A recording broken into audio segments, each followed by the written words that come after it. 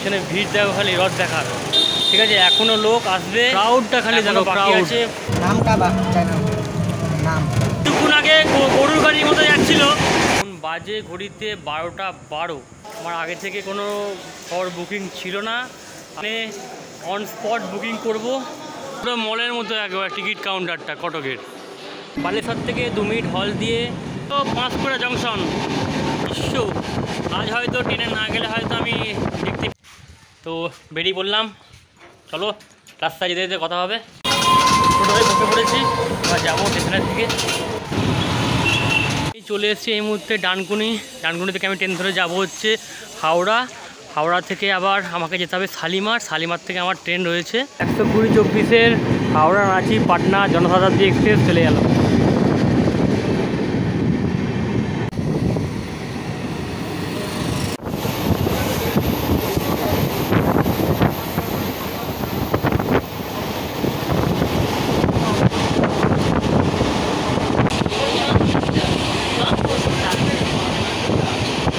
চলে এলো বিলানগর।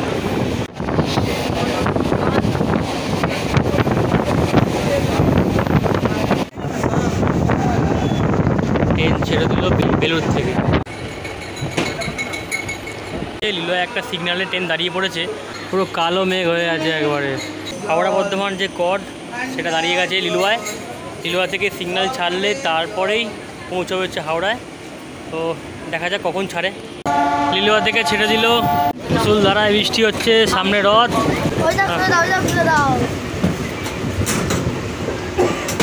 সব বন্ধ করে দিচ্ছে, বৃষ্টি ঝাপটা আসছে বলে ব্যাস বন্ধ করে দিল। ও সেই লাগছে, সেই হাওড়ায় ঢোকার আগেই মুষলধারায় বৃষ্টি আরম্ভ হয়ে গেল। জানি না শালিমার ঠিক সময় পৌঁছতে পারবো কি না, ভালো রকম বৃষ্টি হচ্ছে এখানে। ওই দাঁড়িয়ে আছে বন্দে ভারত, চলে গেল ব্যান্ডেল। আর কিছুক্ষণের মধ্যেই ঢুকে যাবো হাওড়া স্টেশন থেকে টোটো বা বাসে। বৃষ্টি হচ্ছে, জানি না কীভাবে যাবো শালিমার স্টেশন। 3 নম্বরে আমাদের হাওড়া বর্ধমান কড লাইন ট্রেন থেকে বেরিয়ে আমি টোটো ধরবো শালিমার স্টেশন যাওয়ার, বা দেখা যাক কী আছে বাস বা টোটো, সেটা ধরে আমি যাবো হচ্ছে শালিমার স্টেশন। তো শালিমার স্টেশন যেতে গেলে কিভাবে তোমরা যাবে হাওড়া স্টেশন হয়ে শালিমার স্টেশন, সেটা তোমাদেরকে আমি দেখিয়ে দিচ্ছি। হাওড়া স্টেশন থেকে বেরিয়ে আমাকে শালিমার যেতে হবে। তো শালিমারের যে যাওয়ার জন্য যে অটো বা টোটো যেটাকে আমার ধরতে হবে আমাকে, তো সেটা ধরার জন্য আমাকে একটু এগিয়ে যেতে হবে। আগে টোটো বা অটো করে আমাকে যেতে হবে শালিমার।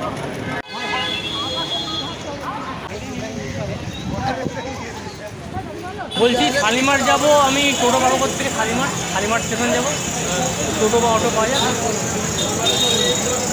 বলে আগে যাবো। তো আর একটু আগে যেতে হবে আমাকে। এই হচ্ছে হাওড়া স্টেশনে 23 বা 24 যেখান থেকে জগন্নাথ এক্সপ্রেস ছাড়ে। এটা হয়ে আরও সামনের দিকে আরও এগোতে হবে, তারপরই পাওয়া যাবে অটো বা টোটো শালিমার যাওয়ার। একটা কথা বলে রাখি, হাওড়া থেকে যদি শালিমার স্টেশন হয়ে যদি কোনো ট্রেন থাকে, তাহলে হাওড়া স্টেশন থেকে এই যে হাওড়া স্টেশন 23-24 নম্বর যে প্ল্যাটফর্ম আছে, সেই প্ল্যাটফর্ম থেকে বেরিয়ে একদম সামনের দিকে যে ট্যাঙ্ক আছে, এই জল ট্যাঙ্ক হয়ে সোজা যেতে হবে, তবেই টোটো বা অটো পাওয়া যাবে। সেখান থেকেই টোটো বা অটো ধরে যেতে হবে শালিমার স্টেশন। তো দেখা যাক কতটা দূর আর টোটো বা অটো। সামনের ওই পথেই পড়বে আর্মি ক্যাম্প, আর আর্মি ক্যাম্প পেরিয়েই পড়বে রেলের বড় মিউজিয়াম, আর সেই মিউজিয়ামটা এগিয়েই পড়লো টোটো স্ট্যান্ড। এই টোটো স্ট্যান্ড ধরে সামনের দিকে এগিয়ে যেতে হবে শালিমারের দিকে।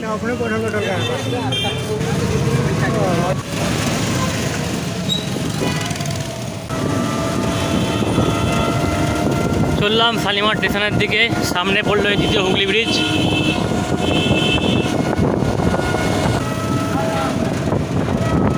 কত যাবে তোমরা? কি শালিমার? এরাও যাবে শালিमार स्टेशन, এই ভাইও যাবে শালিमार स्टेशन। किस टाइम में ट्रेन है आपका? 3:15। এইখানে গঙ্গা আরতি হয়, আর আমি যাবো হচ্ছে কটক। নাম চ্যানেলের নাম ব্লগার কুন্ডু।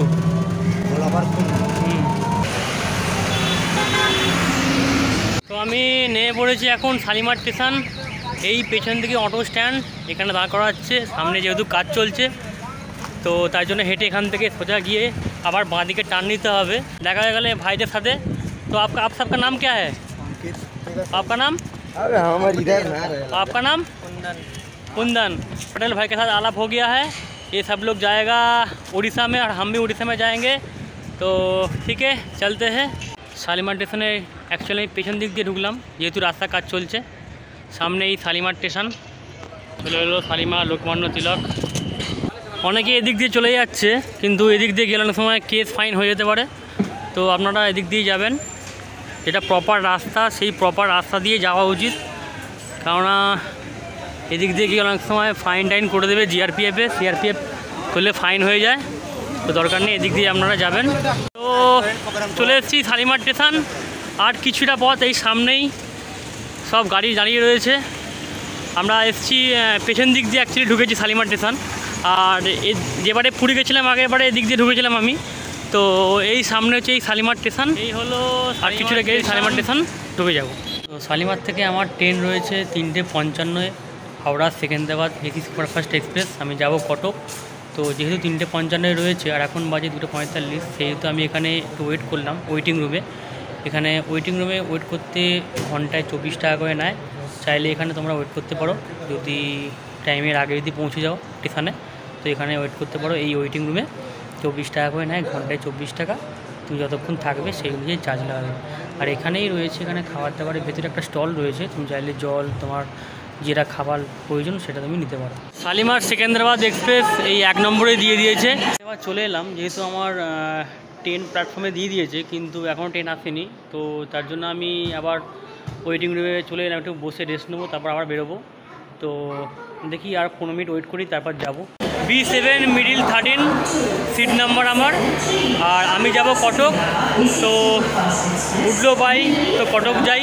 কিন্তু আমার গন্তব্য কটক নয়, আমার গন্তব্য এবারে হচ্ছে পুরী রথযাত্রা দেখতে যাব আমি।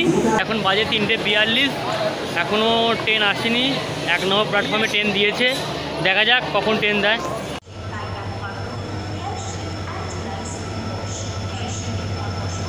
তো Howrah Secunderabad train superfast AC 3:55 থেকে ছাড়ার কথা, একদম 3:52 ঢুকেছে, 3 মিনিট বাকি থাকতে। তো দেখা যাক ট্রেন কখন ছাড়ে। শুনছি এখানে ট্রেন ছাড়ার টাইম 4টে। তো এই সবে জাস্ট ঢুকলো Howrah Secunderabad superfast AC train. আমার কোচ নাম্বার হচ্ছে B7 মিডিল 13 সিট নাম্বার আমার। তো চলো, আর কিছুক্ষণ পর গেট খুলে দেবে। গেট খুললে তারপর আমি উঠতে পারবো।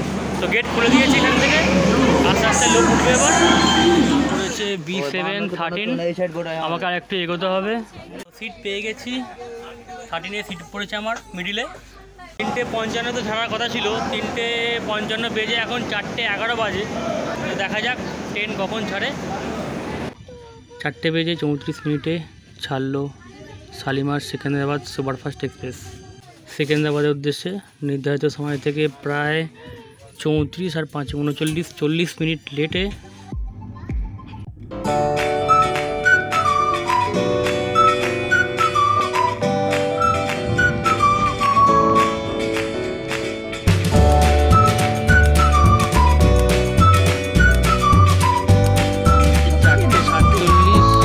স্টপেজ এই ট্রেনটা সাঁতরাগাছি, এরপর আছে Kharagpur,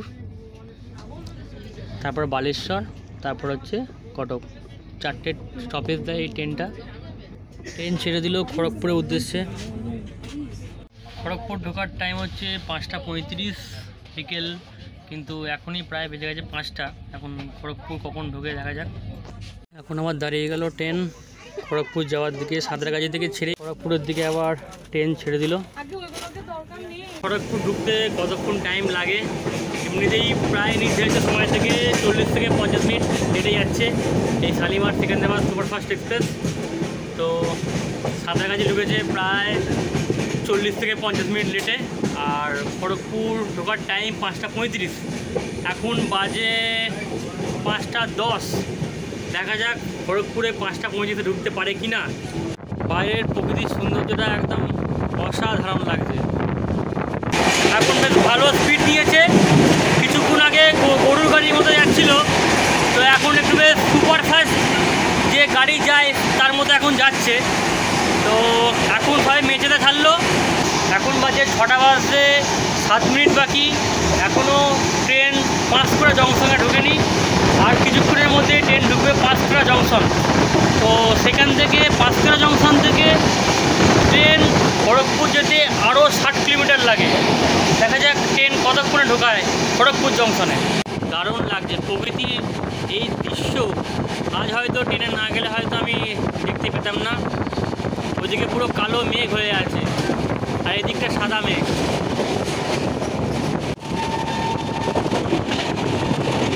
hello Panskura junction, পাঁশকুড়ার chop বিখ্যাত।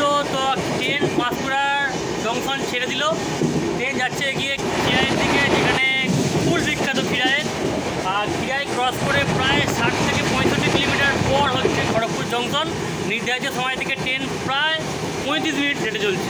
বিকেল 5টা 35 খড়গপুর ঢোকার টাইম থাকলেও ট্রেন ঢুকেছিল 6টা 29-এ, আর ট্রেন ছাড়লো খড়গপুর থেকে 6টা 45-এ। পৌঁছে গেলাম বালেশ্বর। তো নির্ধারিত সময় থেকে 1 ঘন্টা প্রায় হেঁটে চলছে হচ্ছে শালিমার সেকেন্দ্রাবাদ সুপারফাস্ট এক্সপ্রেস। দেখা যাক কটকে কখন ঢোকায়। বালেশ্বর থেকে 2 মিনিট হল দিয়ে ছেড়ে দিল সেকেন্দ্রাবাদ সুপারফাস্ট এক্সপ্রেস। বালেশ্বর থেকে 178 কিলোমিটার পথ অতিক্রম করে রাত 11টা 18-এ ট্রেন ঢোকালো কটক জংশনে। এইমাত্র আমি নামলাম কটক জংশন, বাজে 11টা 22। তো দেখা যাক জেনারেল টিকিট কেটে যাওয়া যায় কি না। এটা হলো টিকিট কাউন্টার কটকের।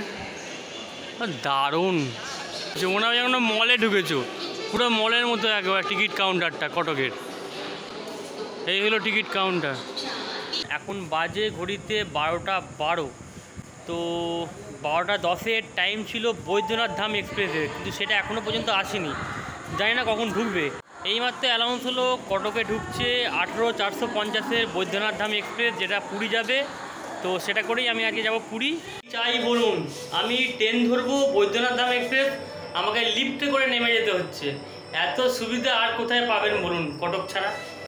ঢুকে গেল বৈদ্যনাথ ধাম এক্সপ্রেস 18-450, সেটা পুরী যাবে কটক হয়ে। কটক ছেড়ে দিল, এরপর থামবে গাড়ি ভুবনেশ্বর, তারপর খুরদারক, তারপর পুরী। 18-450-এ বৈদ্যনাথ ধাম এই মুহূর্তে দাঁড়িয়ে আছে ভুবনেশ্বর জংশন। বাজে 1টা 7 আর সিগন্যাল হয়ে গেছে। চলো এবার ট্রেনে উঠতে হবে, দেখা হচ্ছে পুরীতে। এখন বাজে প্রায় 2:40। এখন পৌঁছে গেছি আমি পুরী। কটক থেকে বৈদ্যনাথ ধাম এক্সপ্রেসে করে জয় জগন্নাথের ভরসায় চলে এসেছি পুরীতে রথ দেখতে। আমার আগে থেকে কোনো ফর বুকিং ছিল না, আর বুকিং কিছু করিনি, এখানে অন স্পট বুকিং করব। দেখা যাক কি ভাড়া লাগে। এ হচ্ছে পুরীর বেরোনোর রাস্তা। বাপরে বাপ, এত মানুষ চলে এসছে আগে থেকে, রথ দেখতে চলে এসছে। এত লোক পেয়ে আছে কালকে রথ, সেটা দেখার জন্য। আর আমার পিছনে ভিড় দেখো, খালি রথ দেখার। ঠিক আছে, এখনও লোক আসবে, ক্রাউডটা খালি দেখো, ক্রাউড আছে, লোক এখন এই ভিড় চলছে। কালকে হয়তো আরও ভিড় হবে, এত লোক পেয়ে আছে, ভিড়টা খালি দেখো, রথ দেখবে বলে। রথের জন্য পুরো স্টেশন পুরো সাজিয়ে দিয়েছে। পুরীর স্টেশনের বাইরে দাঁড়িয়ে আছে আমি এই মুহূর্তে। আর এখান থেকে আমার ঠিক পেছনে, এখান থেকে অটো, টোটো, ছোটো হাতি, বড় হাতি সব কিছু পাওয়া যায়। পুরী স্টেশনের বাইরে বেরিয়ে পাওয়া যায় অজস্র টোটো, অটো, ছোটো হাতি গাড়ি, যেগুলো 10 সিটের। আর সেই গাড়ি ধরেই পৌঁছে যাবেন আপনাদের গন্তব্যে। তবে দেখা হবে পরের ভিডিওয়ে, আজ এখানেই রাখলাম।